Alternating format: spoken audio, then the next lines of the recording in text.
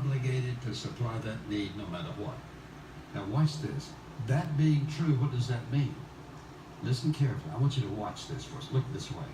If this represents the hand of God, and all I have comes from Him, then listen, whatever I give back to Him came from Him to begin with.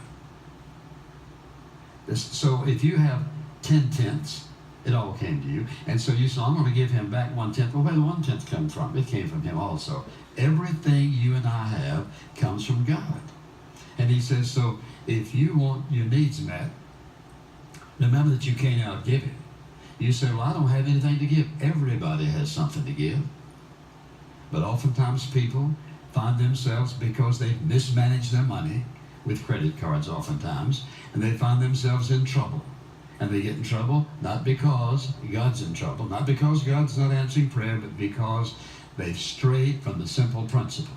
And that is, I'm to live a godly life, and in so doing, God will never allow me to give Him more than He gives me in return. And so when you look at that and we consider the basic teachings of Scripture concerning our giving, let's start in Malachi chapter 3. So look in the 8th verse when God is reprimanding His people. He says, well, a man robbed God, yet you're robbing me. But you say, how have we robbed you? In tithes and offerings is His answer. You're cursed with a curse. That is, you're losing it. For you are robbing me, the whole nation of you. Bring the whole tithe, that's 10%, into the storehouse, which in those days was the temple, today is the church, so that there may be food in my house. Test me now in this, says the Lord of hosts. If I will not, here's what I want you to notice. Open you the windows, not crack the door, but open you the windows of heaven and pour, not trickle out, pour out for you a blessing until it overflows.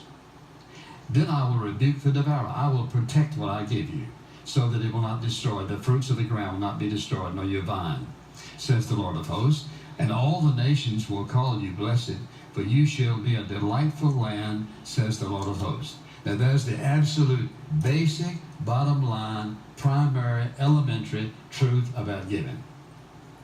That out of His hand comes everything. He says, what I want you to do is to give me 1/10 of it back. Now, why does He say that? Because he needs it? No. He wants us, He said, to prove Him. He wants us to trust Him. He wants us to test, as He says, what He's saying here. Test me, He says, and see what will happen.